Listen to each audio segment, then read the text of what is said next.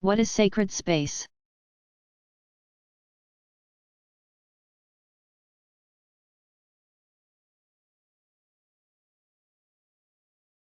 Many religious rituals call for a particular physical setting for their proper and effective performance. Nearly every major religious tradition has developed primary ritual sites dedicated in varying degrees to their chief rituals. Mosques, temples, shrines, synagogues, and churches provide the most important communal sacred spaces. But the degree to which the primary ritual sites are dedicated and restricted to specific ritual actions varies. Some ritual spaces are in effect multi-purpose facilities. And some traditions' rituals simply require no special kind of space. But when local communities of most traditions have grown enough to have bank accounts, plans for dedicated facilities are rarely far behind. Individuals and families in some traditions, such as Hinduism, Buddhism, and Shinto, also perform sacred rituals at home. In those instances, believers often establish a small corner of the house as a sacred space or shrine. Some rituals, such as Islamic daily prayer, believers can perform wherever they happen to be. They simply make that place sacred for the duration of the ritual action by intending it to be so.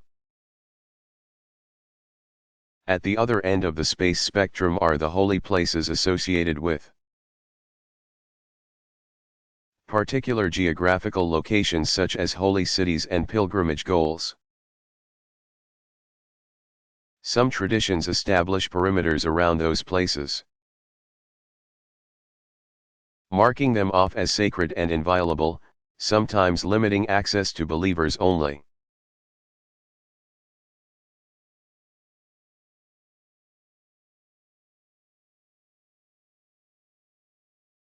Are there religious heroes?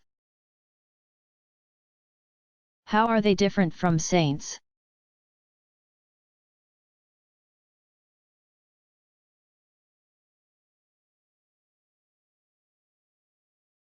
Every culture has its heroes and heroines. Sometimes these pillars of strength and unusual ability represent largely secular or natural virtues.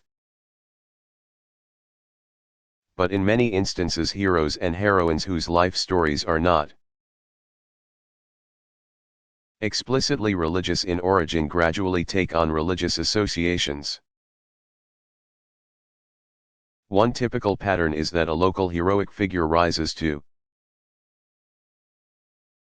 prominence on a larger scale and becomes a sort of national hero. A religious tradition formerly unknown in the region moves in,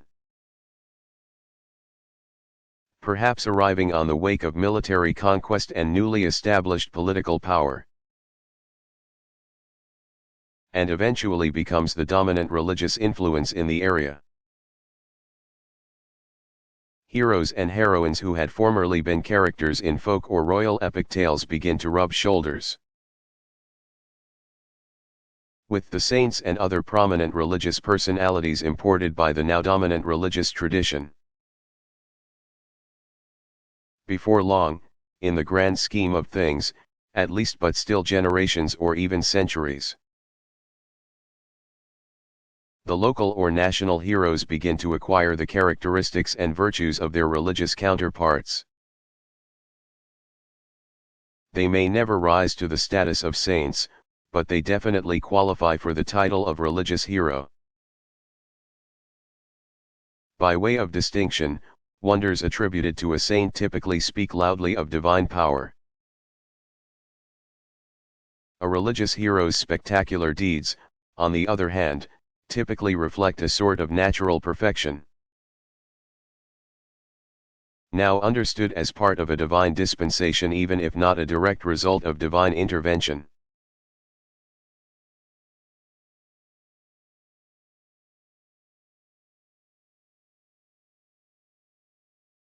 What is a ritual object or implement?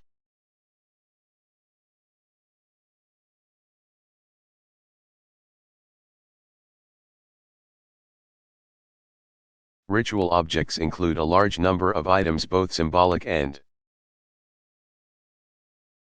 practical, that are the essential devices of religious practice.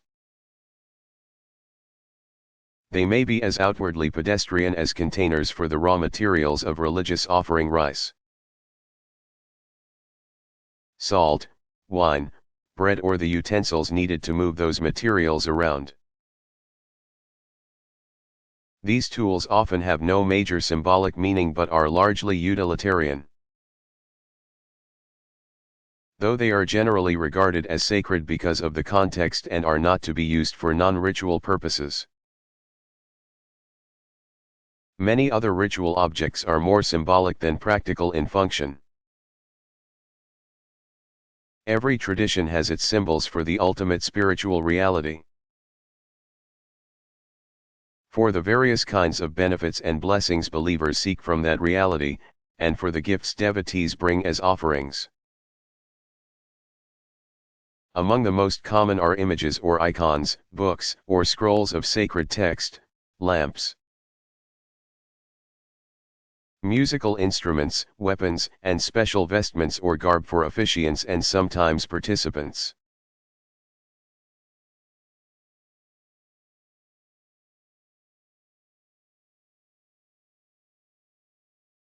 What rituals are performed at home?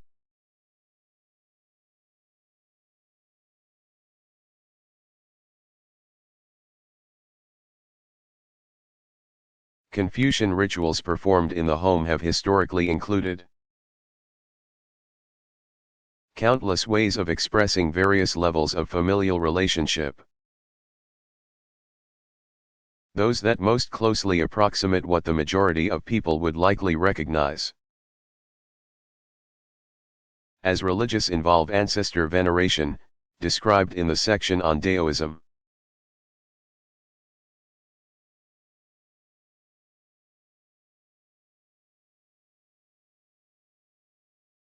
How do Hindus ritualize marriage?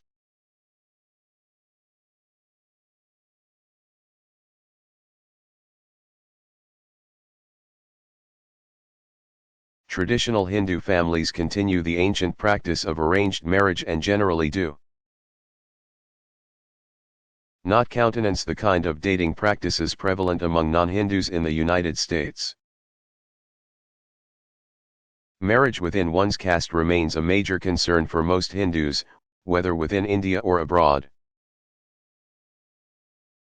An extended period of betrothal usually follows the initial arrangements between the families, and includes the exchange of gifts and chaperoned meetings of the betrothed. Ceremonies typically occur in the early evening, after sunset, in a venue chosen by the families. In the temple, the home, or at a local hotel. One or more priests preside over the ceremony, reciting set ritual texts from the scriptures.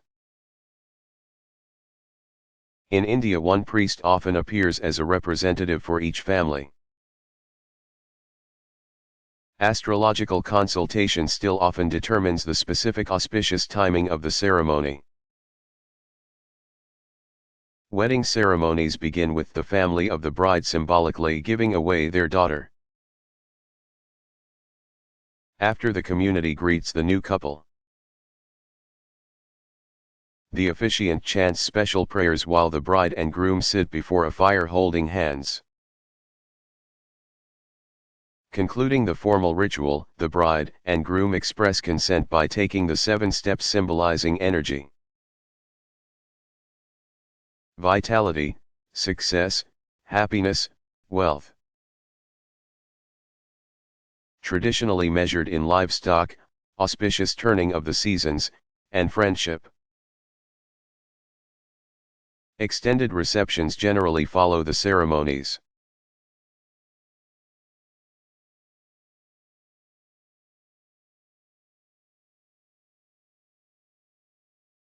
How important is music in Confucian and CIT ritual?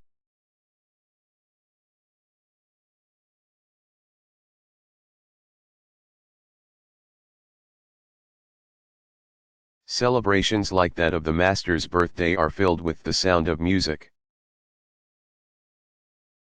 Confucius had always insisted that training in both music appreciation and instrumental proficiency were essential ingredients in a proper education. Many Confucian temples keep the principal musical instruments on display in the main memorial hall flanking the tablet of Confucius. Important stringed instruments include plucked cousins of the Japanese koto called the jin and esi, which are not typically found in Daoist instrumental repertoires. Percussion pieces include a variety of bells,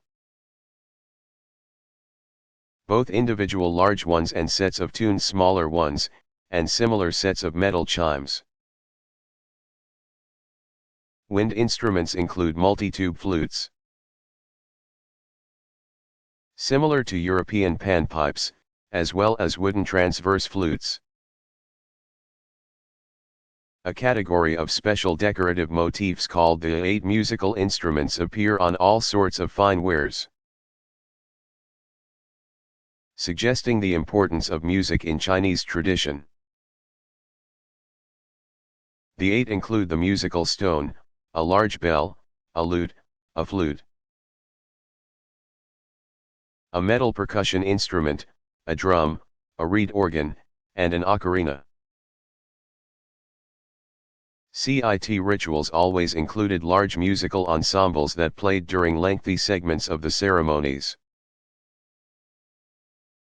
especially for the entrance and exit of the emperor and while the royal subjects were paying homage to him.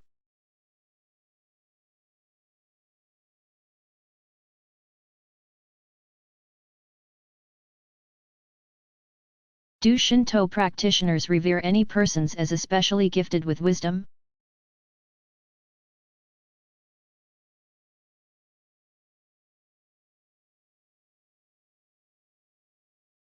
Japanese tradition generally has held teachers in high regard. But, in the words of one famous Japanese scholar, Shinto is caught rather than taught. As a result, sages, scholars, and teachers do not occupy the place of honor in Shinto tradition to which, for example, Confucianism has elevated them.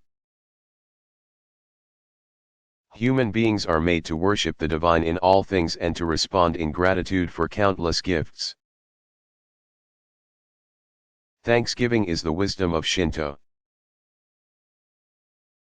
One can encourage it, but most of all it is a gift in itself. Shinto tradition emphasizes first-hand experience of the world and of one's place in it.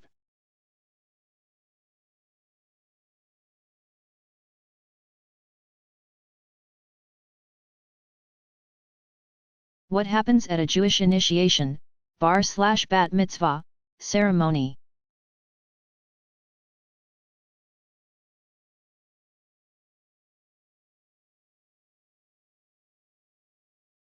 Jewish boys of 13 and girls of 12 are formally recognized as religiously mature. They become sons and daughters of the commandment, bar or bat mitzvah,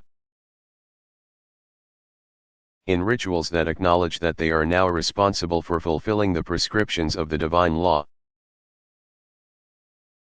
Most communities, other than the Orthodox, celebrate this coming of age for both genders publicly in the synagogue. A central feature of the ritual involves the initiates reading from the Torah scroll in Hebrew. Other features can extend to a much broader participation in the service, including carrying the scroll to the reading table and reciting other prayers. In some communities, a joint confirmation ceremony for 16 or 17-year-old boys and girls. Occurs in conjunction with the Feast of Weeks, since that observance commemorates the original reception of the Torah at Sinai.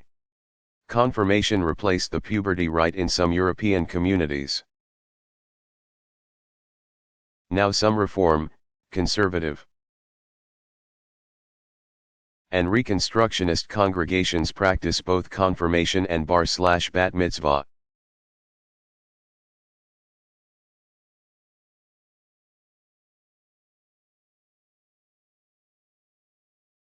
What gender-related issues are important for Christians?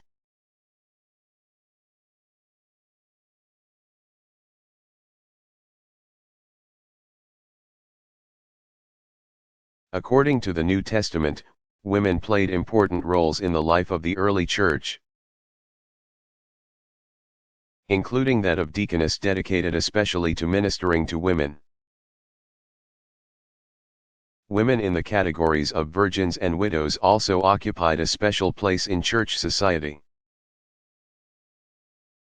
The ordained office of deaconess was revived by the Church of England, and slightly later in Methodism, during the 19th century. Nowadays, opportunities for women to exercise leadership varies a great deal among Christian communities. Catholicism is well known for its refusal even to discuss the possibility that women might be ordained to the priesthood. But the Catholic Church is not alone in its stance on gender exclusiveness for positions of official service and authority. Though many churches have never issued formal statements on the matter, the dominant social culture of the groups is such that an exclusively male officialdom is simply presumed. At the other end of the spectrum, Anglican churches in the United States have recently ordained women to the priesthood. Some Pentecostal and holiness churches are entirely comfortable with women ministers and preachers, and in some cases have women as bishops.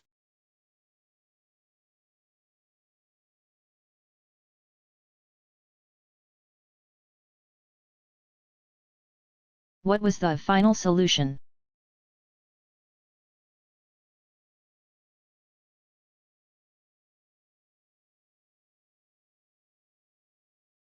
In January 20, 1942, 15 Nazi bureaucrats met in the Berlin suburb of Grossen-Wannsee to discuss what they euphemistically termed the final solution to the Jewish question. The meeting was headed by SS Obergruppenführer Reinhard Heydrich and included Adolf Eichmann among its attendees. A decision was made to evacuate every Jew in occupied Europe to camps in the East. There, they would be treated accordingly. The intention was to exterminate most Jews immediately upon arrival at the camps, but to identify some Jews for placement in organized labor battalions. Death would soon come to the laborers through starvation and overwork. The final solution was implemented ruthlessly and with great efficiency. Death camps were established throughout the East, with Poland as the principal center.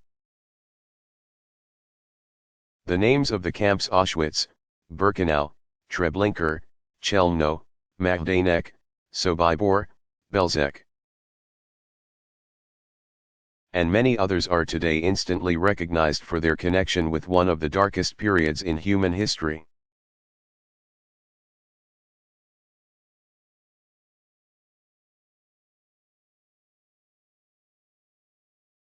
Are there other distinctive Shinto rites of passage or initiation?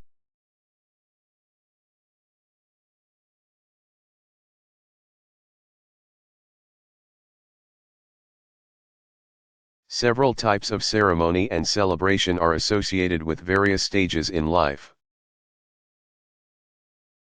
Tradition recommends that parents, formerly the grandmother,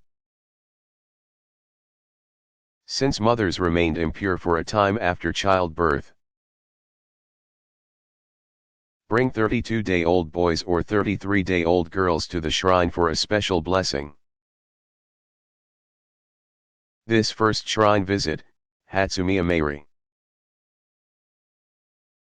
functioned as the infant's initiation into the Shinto shrine community. Older children also have their days. Each November 15th, a festival called Shishigo-sen 753, marks a rite of passage for both boys and girls. 3 and 7-year-old girls and 5-year-old boys don their fanciest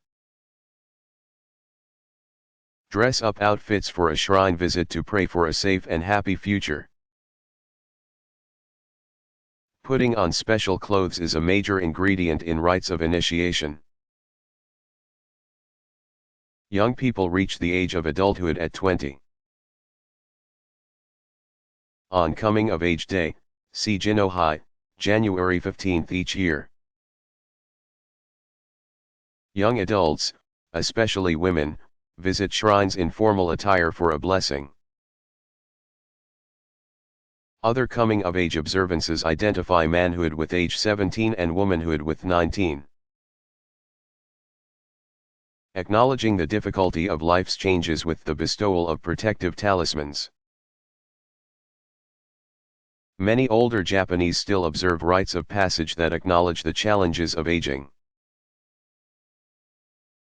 They may visit shrines when they reach the ages of 61, 70, 77, 88, and 99.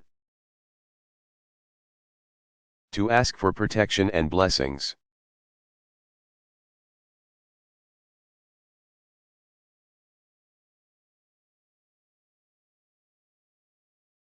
Are there any especially important Shinto holy places?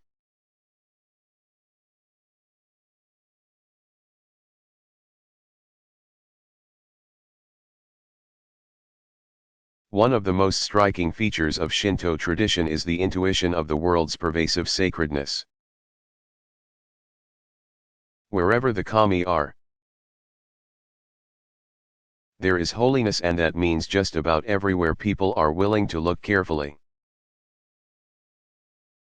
Places where the kami dwell are called otabisho, stages on a journey, and are not necessarily identified with shrine buildings. Certain natural settings stand out as particularly potent. Mountains, waterfalls, caves, and trees have attracted Japan's spiritual athletes, ascetics, and pilgrims over the centuries. Mount Fuji remains a revered symbol of natural perfection and beauty, and pilgrims still consider a hike to the volcano's summit spiritually uplifting. On a clear winter's day you can occasionally glimpse Fuji's symmetrical slopes and snowy cap from taller buildings in Tokyo, 60 miles away. And it is easy to see how the mountain has assumed such symbolic importance. In addition to countless holy places left as close to their natural states as possible, sacred architecture marks many others as sacred. Founding stories, Enji, record how Shinto communities have chosen certain sites. These mythic tales tell how, for example,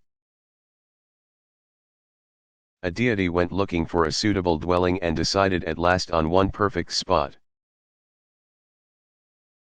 Amaterasu is said to have revealed in a dream to an imperial princess of old that she wanted her shrine built at Ise. Even into relatively recent times, Shinto tradition has considered such hierophanies sacred manifestations, important explanations as to why certain places are high on the ladder of sanctity and power. But Shinto has not been associated with holy cities as such, as have traditions like Hinduism and Islam, for example. Shinto tradition has not associated the kami so much with urban settings as with pristine nature. Some major shrines, like Kyoto's Heianjang, have arisen conspicuously in the midst of bustling urban areas, showing a surprisingly public face. But most represent the cultivation of holy serenity in an increasingly disquieted world. Major publications list shrines according to their popularity and reputation for spiritual success stories. Rating shrines according to particular categories of greatest interest, such as healing, help on examinations, good starts in new businesses, and fertility.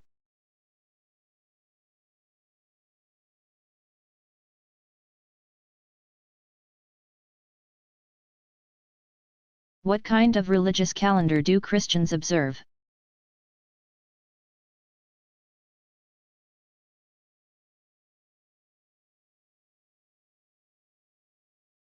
Most of the world's Christians mark time on the solar Gregorian calendar, a late medieval correction of the much older Julian calendar. Julius Caesar had initiated the calendar named after him in 46 BCE. But it was based on some miscalculations. In 1582, Pope Gregory XIII shortened the Julian year by 10 days and added a day to February every fourth or leap year. Some Eastern Christian churches still use the Julian calendar, so that their major feasts fall just less than 2 weeks later than those of the Western churches. Until the Gregorian Reform, Christians considered March 25 the beginning of the year, since that was judged to be the day on which Gabriel announced to Mary that she would give birth to Jesus. March 25, which had in ancient times been mistakenly calculated as the spring equinox,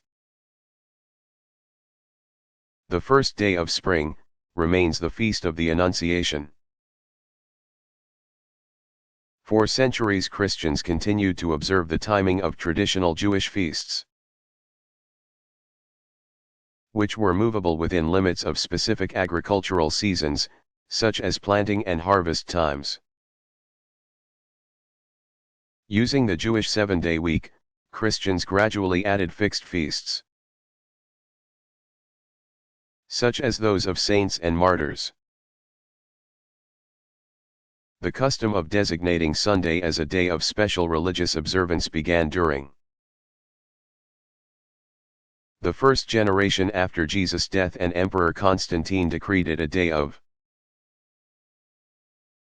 rest in 321. Wednesdays and Fridays had anciently been days of fasting, a practice now surviving largely on the first day of Lent, Good Friday, and other Fridays during Lent. For most Christians the year consists of 3 liturgical seasons: Advent and Christmastide, Lent, and an Eastertide that ends with Pentecost Sunday, and ordinary time until the first Sunday of the following Advent. Some Christians in Egypt and Ethiopia still use the solar Coptic calendar, based on the ancient Egyptian reckoning. Recent recalculations suggest that Jesus was actually born closer to 4 BCE than to the year 1.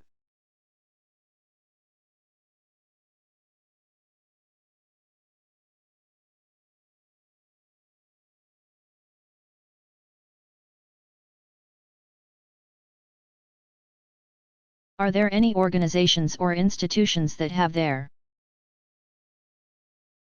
own distinctive structures of leadership within Confucianism?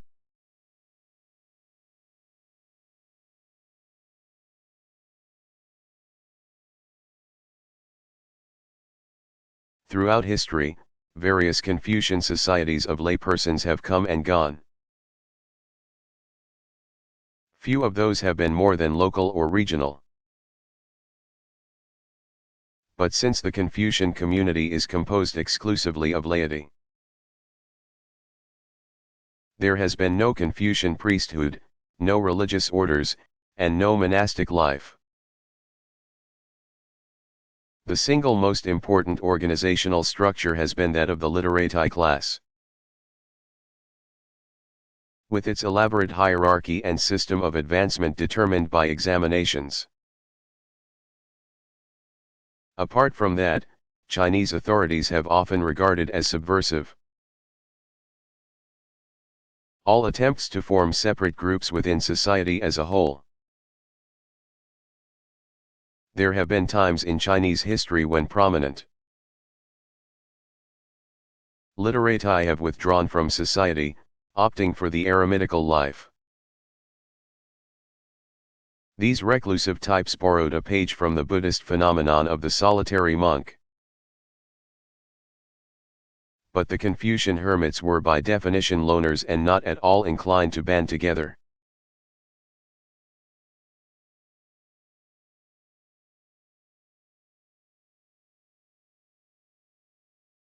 What are some clues to understanding Daoist and CCT images?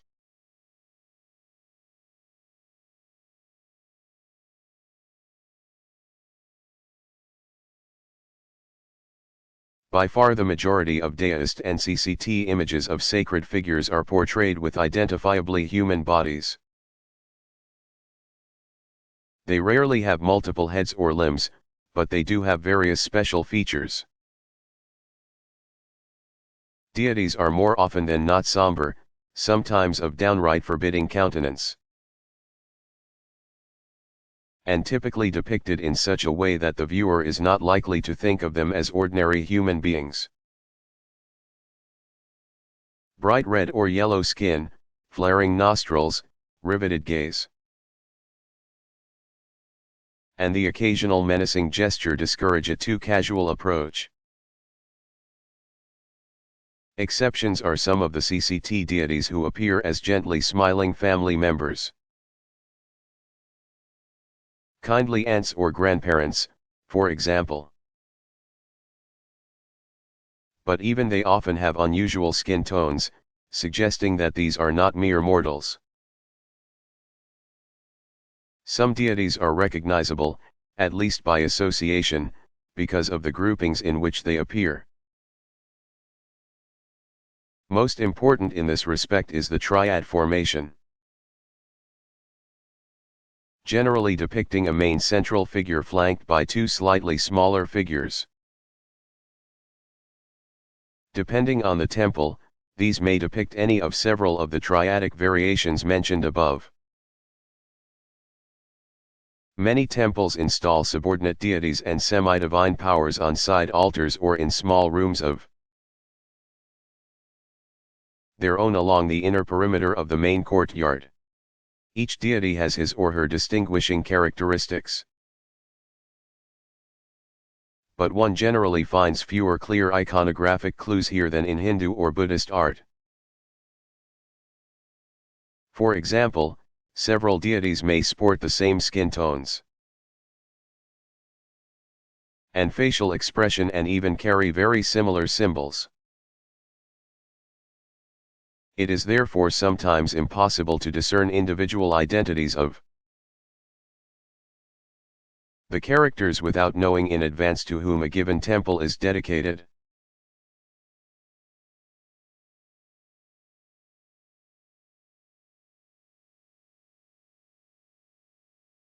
Do Hindus have any special dietary concerns?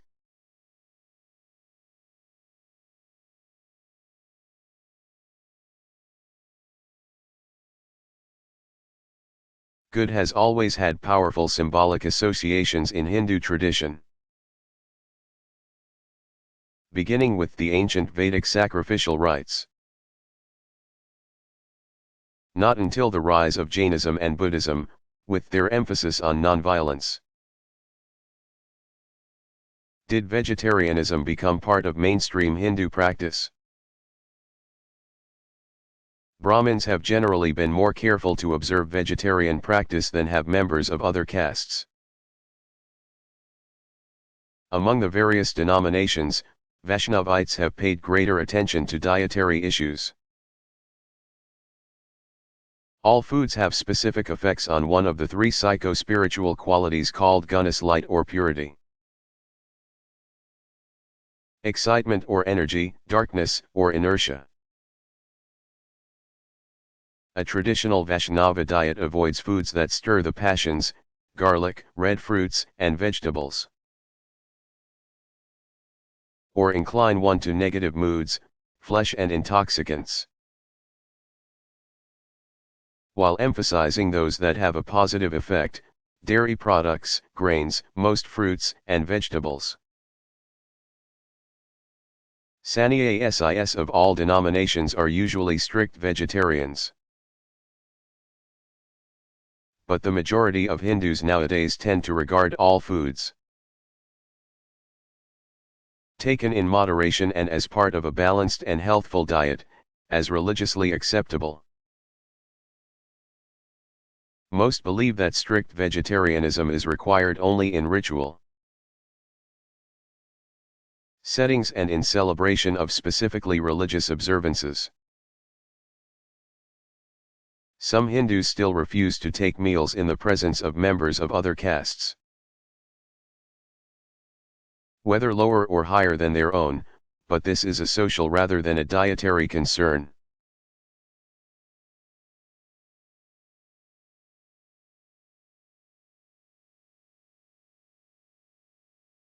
What is a Mandarin?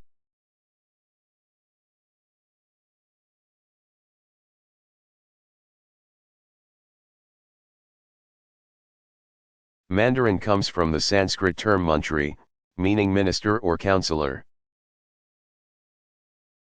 It became common especially after the 16th century, when Europeans came into more regular contact with Chinese culture. Europeans used the term to refer to China's social elite, so that Mandarin was in effect a synonym for literati. Technically, that meant all the bureaucrats who belonged to the 9 administrative ranks of imperial government or civil service. When the Italian Jesuit missionary Matteo Ricci, 1552–1610, determined to dedicate himself to working in China, he set out to steep himself in classical Confucian learning. An important feature of his reputation is that he was so successful that he virtually became a Mandarin. In popular usage, the term Mandarin has come to refer to Asian social and cultural elites and governmental administrators in general. Mandarin is also the name given to one of the most important and widely spoken of the many Chinese dialects.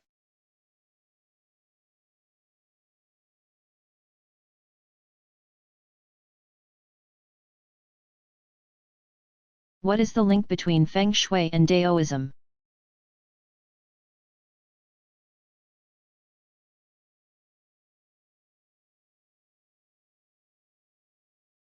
Feng Shui, a term meaning wind and water,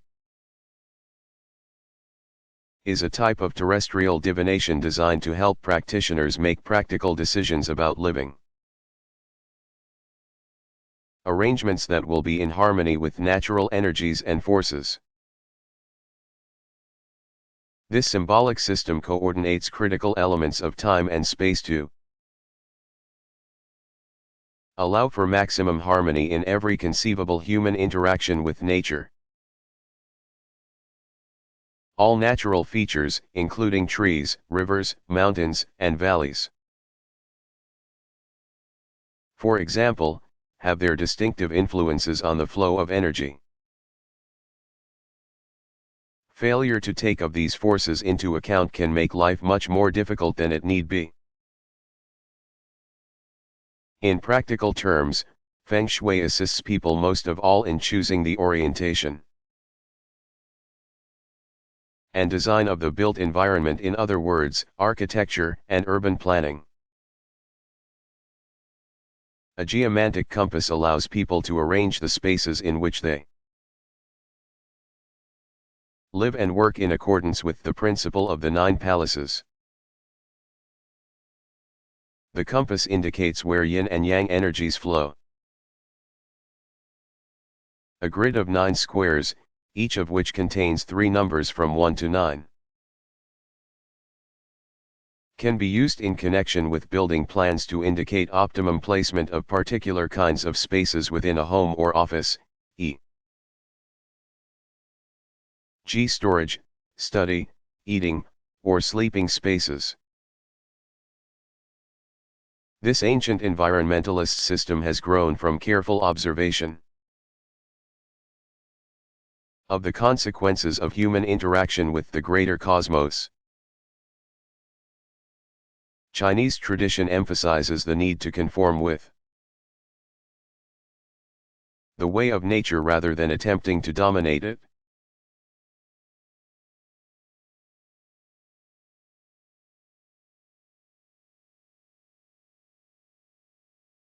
Chances are you won't catch yourself saying, "Nice story, but did it really happen?"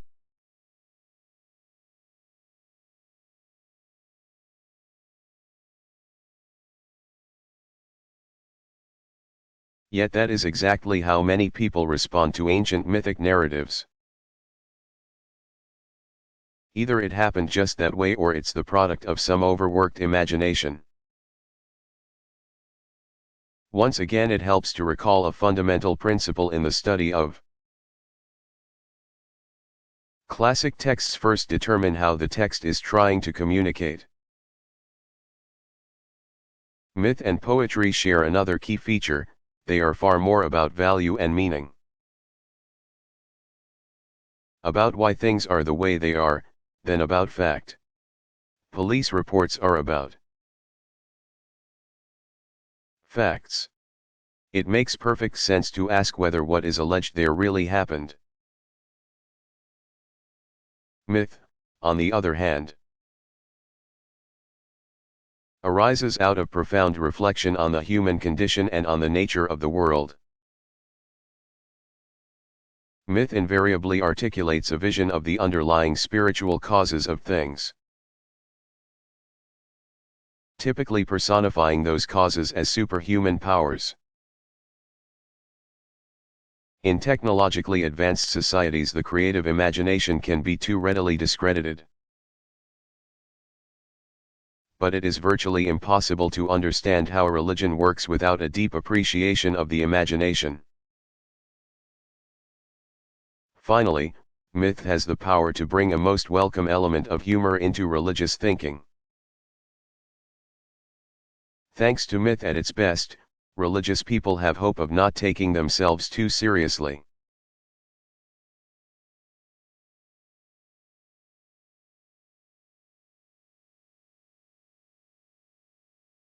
How does a non-Christian go about converting to Christianity?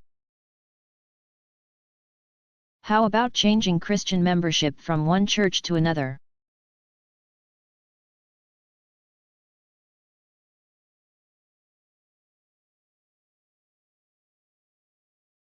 Prospective converts to Christianity generally begin with a period of instruction in the essentials of Christian doctrine. In some communities, a sponsor presents the interested party to the appropriate representatives of the church and accompanies the candidate through the process of preparation. Instruction can occur either individually or in groups. In some cases the teacher is a lay specialist in religious education, while in others a priest, minister, or deacon assumes that role.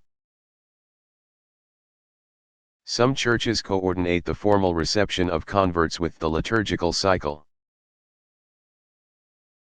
so that members are officially received into full communion on a special occasion, such as the Holy Saturday Easter Vigil service. Baptism is the primary rite by which new members are incorporated into their chosen communities.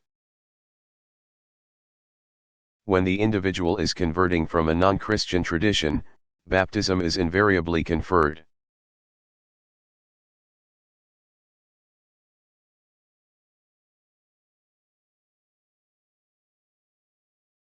What is the relationship between scripture and oral tradition?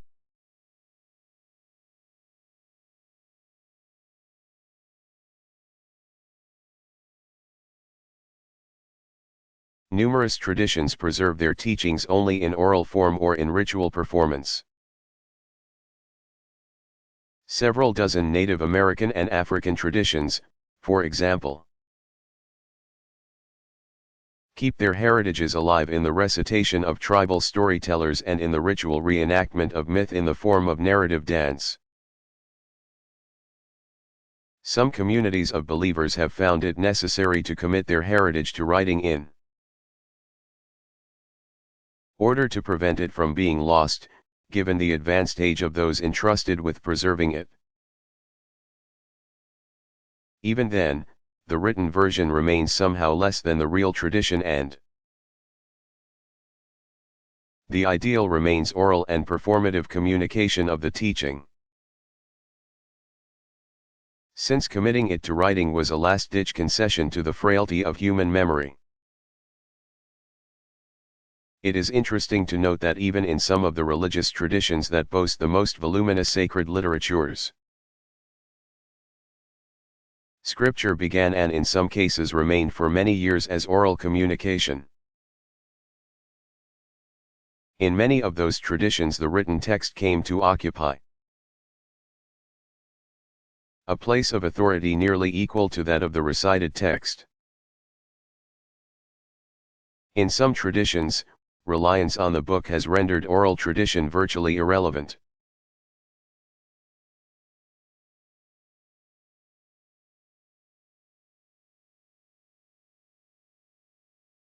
Were there any mothers of the Church?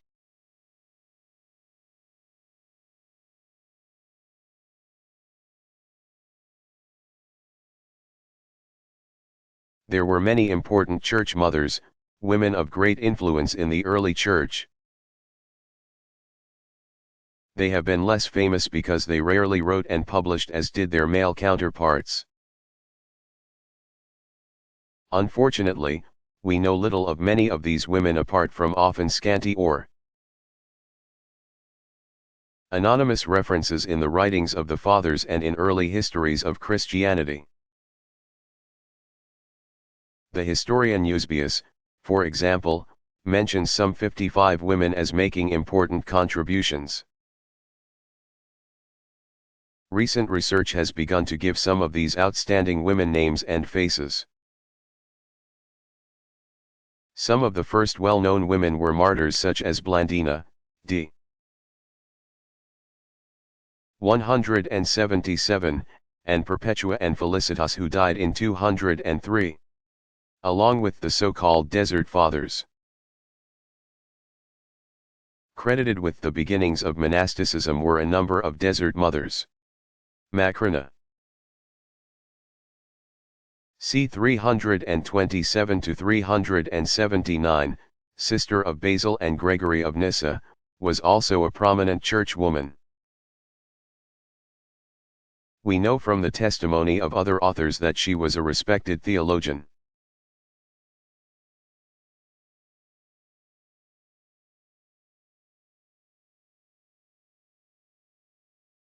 What regular or annual observances have been part of Confucian tradition?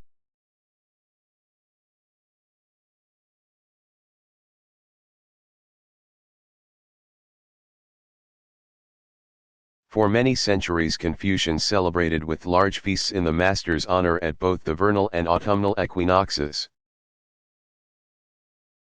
corresponding with the 2nd and 8th lunar months. During the fourth of the night's 5 watches,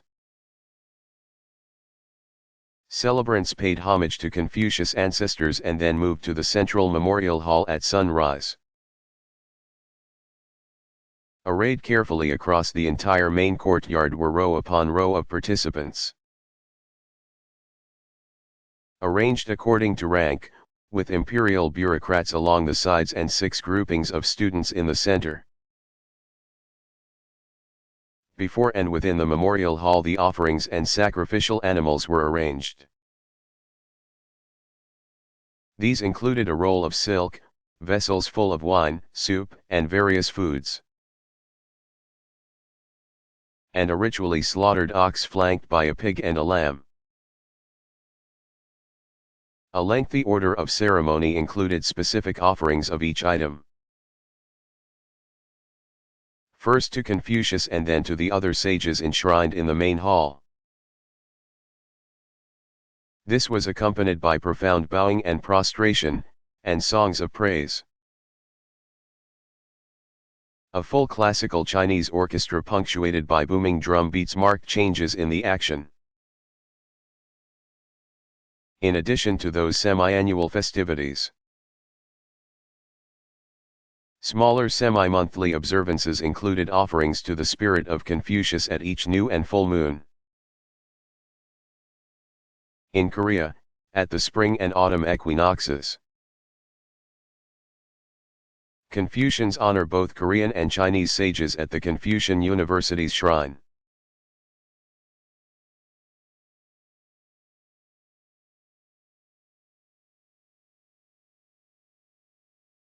What is the relationship between Daoism and nature?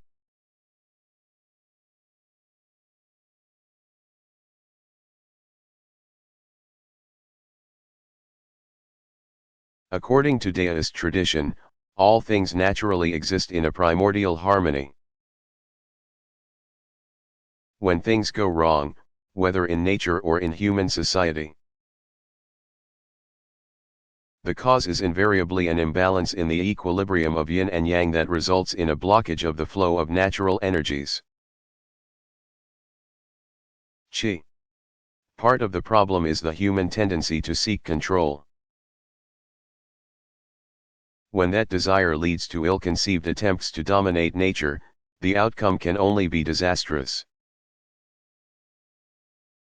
Nature yields its abundance easily and graciously to all among the 10,000 things, creatures, that are willing to receive without grabbing or hoarding. When human beings develop a warped notion of their place in the larger scheme of things, attempting to force their will, all of nature may suffer temporary setbacks. But in the end, nature's balance will return. Traditional Chinese landscape paintings say it much better than words can. Massive mountains loom in the upper part of a hanging scroll, their craggy peaks bathed in sunlight. From the heights a waterfall cascades into the valley below, forming a lake as the stream emerges into the plain. Tucked away in a mountain scene, a tiny human figure sits meditatively in a picturesque pavilion. Further below, an unobtrusive figure shoulders a load across a small bridge. A solitary fisherman drops a line from his slender craft. Between valley and peaks, or perhaps where the peak imperceptibly becomes valley, hangs a misty cloud of that cosmic force known as Qi. Landscape paintings, called mountain water pictures, thus suggest the perfect balance between yang and yin.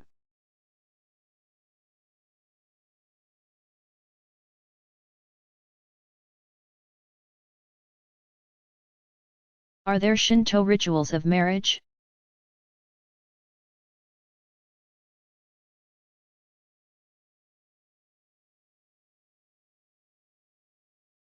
Weddings in Japan have traditionally followed Shinto ritual, and the vast majority still include Shinto elements even when performed in connection with other traditions, such as Christianity.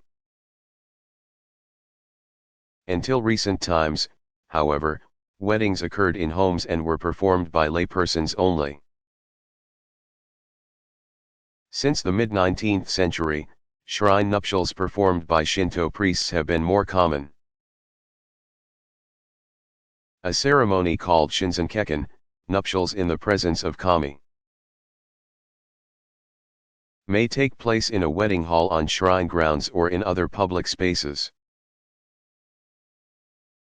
According to some, a marriage deity called Musubi no Kami, the god who ties the knot,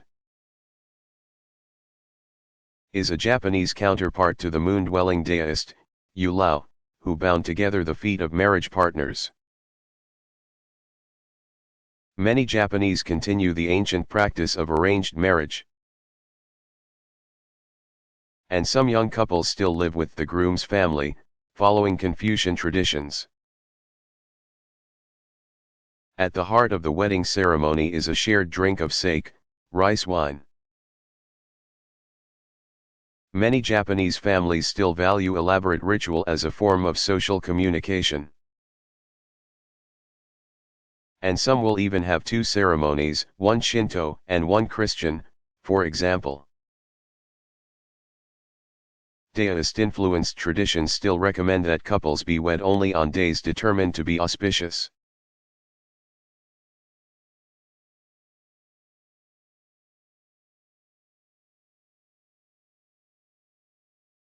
Has Daoism ever been associated with millennialism or messianic movements?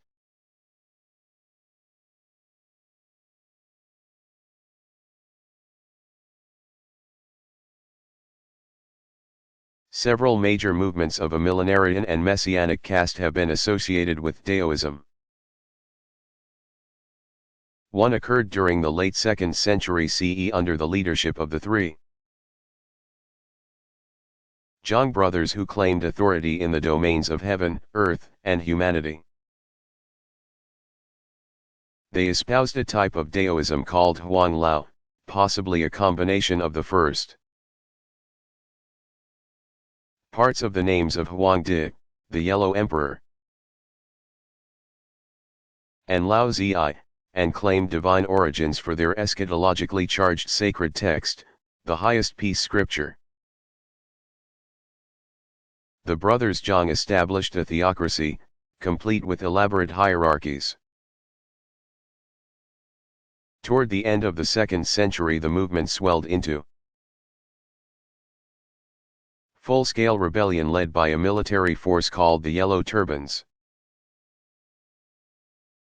The rebellion fizzled even though its leaders considered 184 CE an ideal time, beginning as it did a fresh 60-year cycle. Shortly after that ill-fated rebellion in the east, another Zhang from an unrelated family organized a theocratic state that lasted from 186 to 216 CE. This Zhang Lu claimed the authority of his grandfather Zhang Daoling, 34 to 156 CE. Traditionally cited as the founder of the first Daoist religious movement, the Celestial Masters School. Both theocracies hoped to re-establish the utopian regimes they believed had existed in the past. After the 4th century, new and more powerful movements emerged, with various leaders claiming to be incarnations of a divinized Lao Zi, called Li Heng. All taught the expectation of a messiah and a final battle which only the elect would survive, to live on in their religious utopia. None had long-term repercussions. Loosely related by symbolism to the Yellow Turban Rebellion of 184 was the typing, highest peace. Rebellion of 1850–64. It was a syncretistic movement that borrowed heavily from Christian millennialist imagery.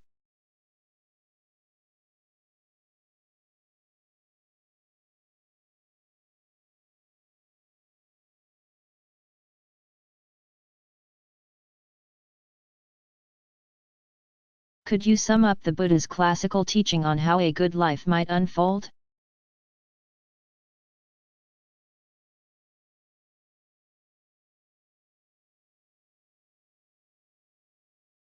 Any person who wishes to make sense of life must begin by hearing the Dharma. Seeking to understand the teaching of the utterly trustworthy Buddha. Translating the teaching into action means abiding by the fundamental recommendations and rules of conduct for living a moral life. Moving a step beyond the ethical minimum requires a person to seek greater personal discipline by guarding the senses and doing whatever is necessary to avoid the subtle corrosion of evil influences. That in turn inevitably leads to a higher level of mindfulness and awareness of each moment. This may seem at first to suggest a bland, even incredibly boring, life. But Buddhist tradition insists, paradoxically perhaps, that this alone can offer genuine appreciation and enjoyment, true bliss. Only such enlarged awareness is really worth the name living. For everything else is life on autopilot, a sure recipe for stress and frustration. At some point the seeker will need to pursue serious training in meditation. Meditative discipline aims immediately to help the seeker identify and neutralize sources of anxiety and uncertainty. A kind of spiritual map for serious seekers is called the 12-spoked wheel of conditioned arising. It describes in schematic fashion the cycle by which ignorance gives rise to intent to act, which in turn gives rise to consciousness, awareness of name and body, capacity for sense contact, actual contact, sensation, craving, grasping, becoming, birth, old age, and death. The seeker must in effect work backward through the chain of conditions to eliminate the ignorance at the root. Those who persevere along this path hope to arrive at a genuinely contemplative approach to life and, ultimately, at spiritual liberation. This classical teaching clearly lays out a difficult and demanding path. Relatively few are able to follow it consistently. That is one of the reasons that more popular forms of Buddhist devotion and practice have had a broader appeal.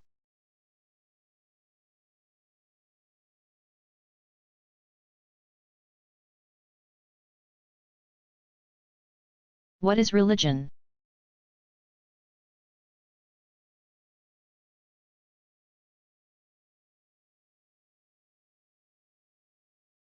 In its broadest sense, the term religion means adherence to a set of beliefs or teachings about the deepest and most elusive of life's mysteries. The word comes from an ancient Latin root, religo, that means to bind or to obligate. Religious persons join together in a shared quest to understand a host of perplexing questions.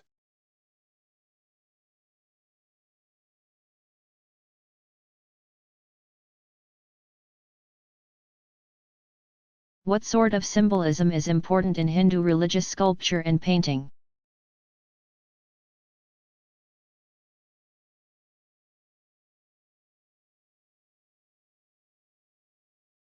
Images of the deities convey their distinctive meanings. through a combination of iconographic clues or themes. Here are some of the most important categories or types of imagery. Unusual physical features naturally strike the viewer immediately.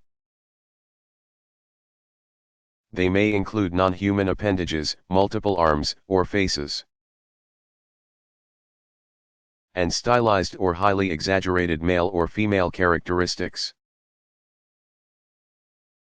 Features like these function as reminders of the otherness and mystery of the deity. Smaller distinctive bodily marks, the diamond on Vishnu's chest, along with items of clothing or ornament, are part of the standard repertoire. Posture and gesture are very important. Some deities are shown in a rigidly upright posture, but many popular images adopt the triple bend or S-curve posture that suggests warmth, attractiveness, and accessibility. Artists can choose from a wide range of hand gestures, but certain specific gestures are by convention associated with certain deities. They can communicate anything from reassurance to the wrath that awaits evildoers. The same is true of the various implements or devices symbolic of each deity's special prerogatives. Weapons and musical instruments are the most common items of this type. Weapons remind devotees of the deity's protective power. Musical instruments, of the divine power of enchantment. Deities often appear with their consorts, or female counterparts, Shiva with Parvati, Vishnu with Lakshmi, Krishna with Radha, Rama with Sita, and with their offspring, Shiva's Ganesha and Skanda. Or special assistants, Rama with Hanuman, and any number of deities with guardian figures. Finally, each of the major deities has his or her vehicle or mode of conveyance. Vishnu's eagle Garuda, for example, and these often appear in images.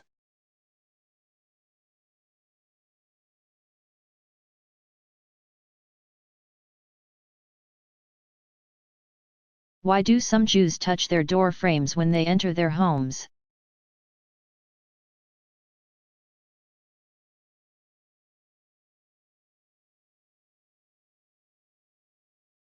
Jewish households often display a mezuzah, doorpost,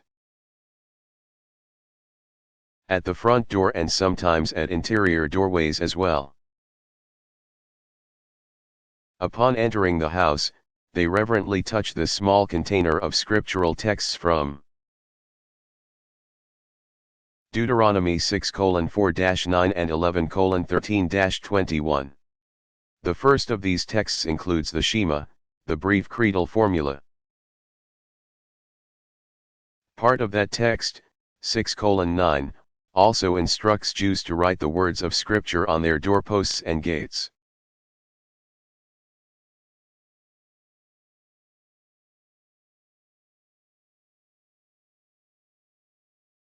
Is there a distinctively Confucian interpretation of history?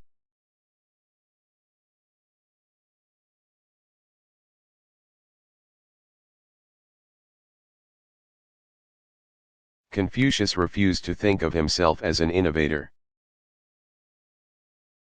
Any individual bent on inventing his own system of thought was doomed to failure.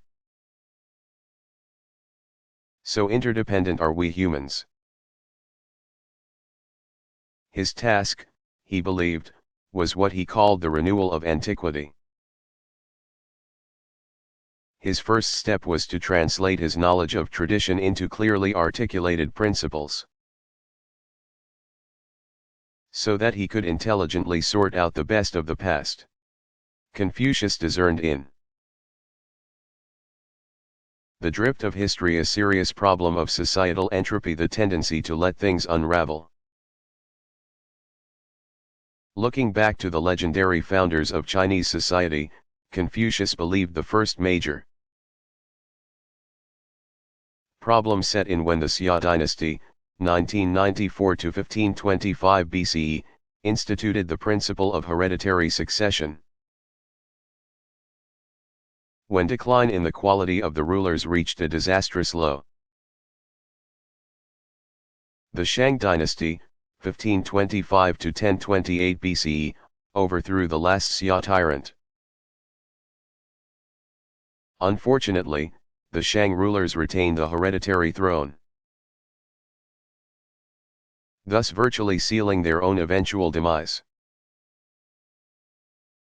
Sure enough, the Zhou dynasty, 1028 to 222 BCE, was destined to be the instrument of renewal. By the master's own time, the Zhou, too, showed signs of serious decay. The master wondered what power under heaven might again correct the course of history. Confucius was convinced that it was possible to imitate the eternally true in history. To avoid reliving all of the past by distinguishing the good from the evil in it. True authority arose out of the ability to blend the ancient with the new. And only through learning could a leader assimilate the eternally true to changing needs. Beginning with politics and ethics, Confucius set out to contribute to the renewal of antiquity.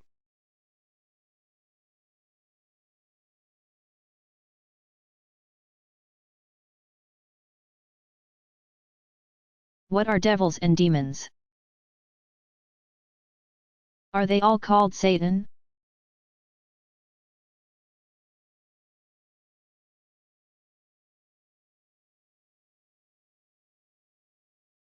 According to ancient Middle Eastern mythology, devils are angels gone bad. As with angels, the history of the development of devils is complex. Much depends on the ways various traditions conceive of the supreme deity. In many there has been a need to name evil forces. Since even if a tradition teaches that a supreme being has created all things including evil, it will not likely allow that the same being incites people to evil acts. The term devil typically refers to a single malevolent being of sufficient power that it may even appear to compete with the supreme being. The name Satan comes from a Hebrew root meaning accused or adversary, and first appears in the book of Job. Islamic tradition carried on the name, referring to the devil as both Shaitan and Iblis, related to the Greek word diabolos. In the Abrahamic traditions, demons are generally lesser evil forces who act as Satan's minions. Satan sends his nasty foot soldiers out to tempt whom they may. Hindu myth tells numerous stories of struggles between gods and demons. Originally distinguished not as good and evil, but as clever and not so clever. Eventually the demons came to acquire the characteristics of malevolence and ability to deceive. Countless demonic forces inhabit Buddhist hells. They are capable of assuming virtually any human or animal form and often appear in folk tales.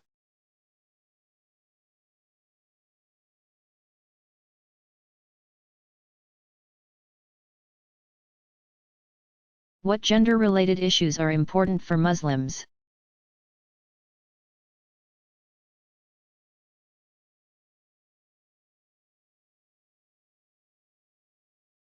Muslim tradition places great emphasis on understanding and facilitating social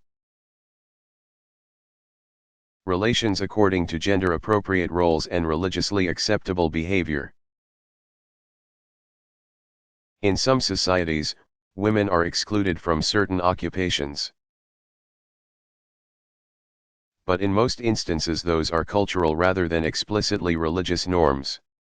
For example, American Muslim women participate in a wider range of professions than do their sisters in some other countries. Non-Muslim American professional women may experience the same kinds of occupational limitations as their Muslim counterparts. All societies and cultures have their gender biases, and religious sanction and justification often becomes inextricably intertwined with them. Largely because religious argument can be a useful element in social control. Gender-related restrictions by which many devout Muslims abide are largely family matters, arising from the belief that God has ordained certain tasks to men and certain others to women. Gender and sex differences are real, they observe, and part of a larger plan. Traditional family life calls for a division of labor and a clear understanding of individual and collective priorities. Non-Muslims sometimes conclude that Muslim women who choose to observe a dress code are oppressed. Talk to the Muslim women, many of whom are successful physicians, lawyers, and engineers, and you get a different perspective.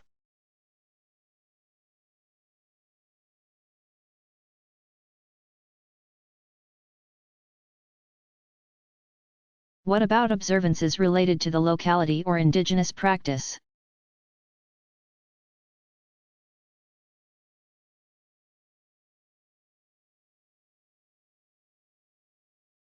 In many parts of the world, Buddhists celebrate New Year's Day on January 1st. The observance is not a specifically Buddhist tradition but has become associated with it through a process of syncretism.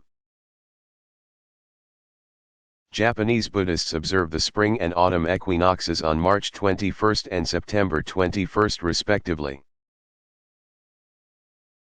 A festival honoring the dead, called Abon Matsuri, occurs between July 13th and 15th. Chinese All Souls Day. A parallel festivity, celebrated during the 7th lunar month. Features offerings thought to assist 7 generations of deceased relatives. A good example of an observance linked specifically to a single region is the celebration of Buddhist Churches of America Founding Day on September 1st.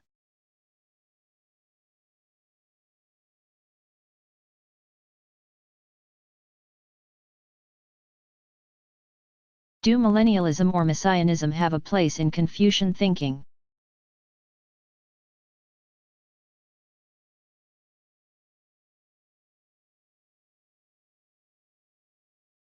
Confucius was far more concerned about the present and its relation to the past than about possible but distant futures. He was keenly interested in offering people hope through the cultivation of a balanced society. Some have suggested that Confucius was very much a utopian, in that the society he sought to foster was destined to remain an unattainable ideal. In any case, Confucius did not envision any kind of inevitable cataclysm, an end of time at which the world of history would implode in a cosmic conflagration. Confucian thought has been intimately associated with the traditional Chinese reckoning of time.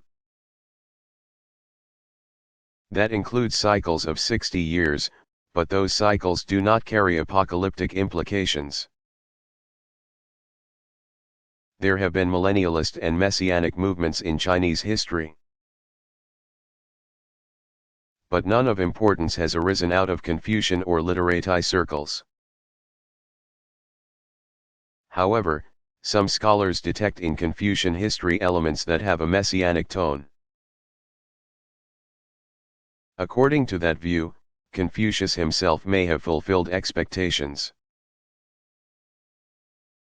of a messianic ruler nurtured as far back as the legendary Shang dynasty.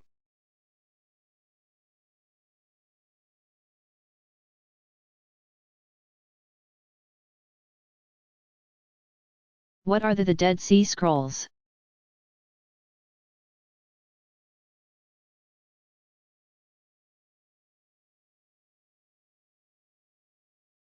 In the spring of 1947, a young Bedouin shepherd, Muhammad Adh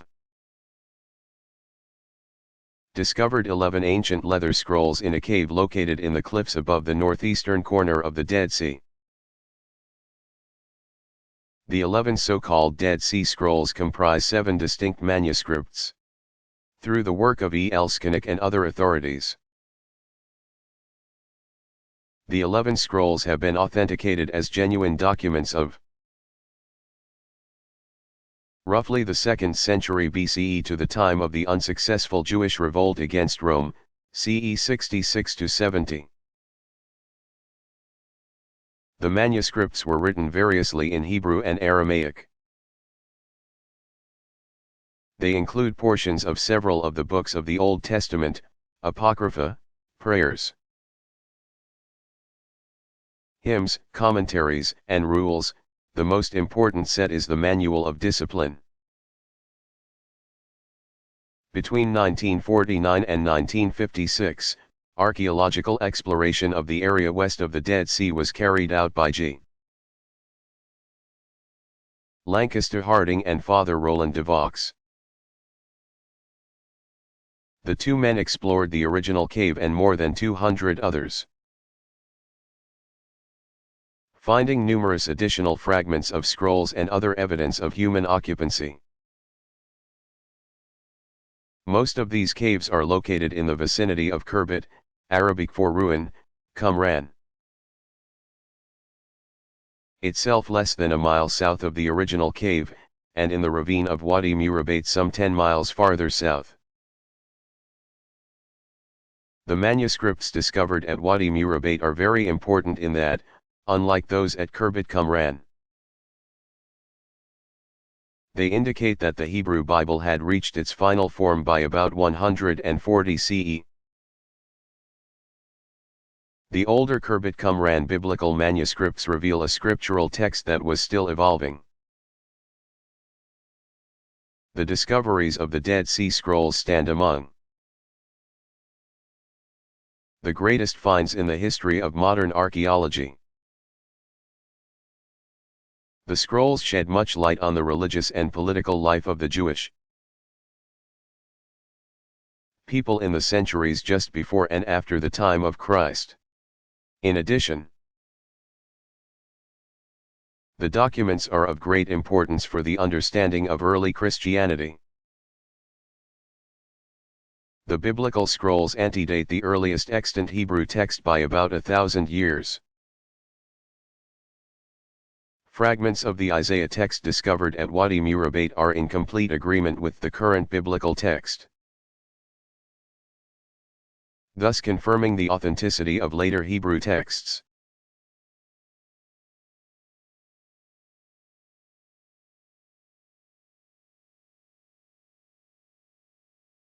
Are music and dance important in Islamic religious ritual?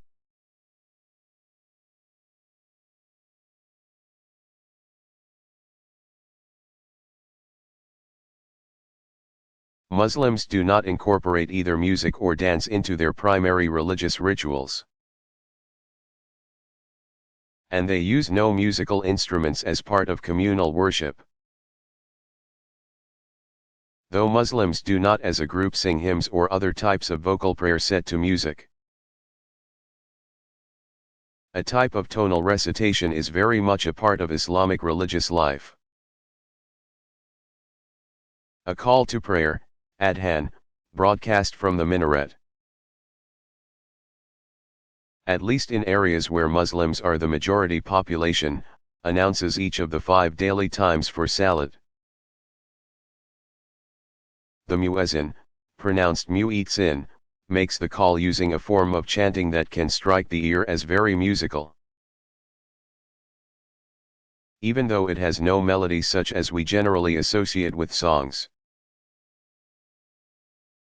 Formal recitation of the Quran is perhaps the closest approximation to music in Muslim ritual. Specially trained reciters, who typically have memorized the entire Quran, chant texts of the scripture using either of two styles of presentation. The simpler form is called measured and is sung with a recurring pattern of only 4 or 5 notes. A more ornate form, called embellished, uses a much wider tonal range, proceeds much more slowly, and punctuates the text with dramatic silences. Such recitation can be part of any religious observance in any venue. Outside of primary ritual contexts, Muslims all over the world have set religious themes and sentiments to music in countless local and regional styles and languages. Muslim musicians and singers across the globe are now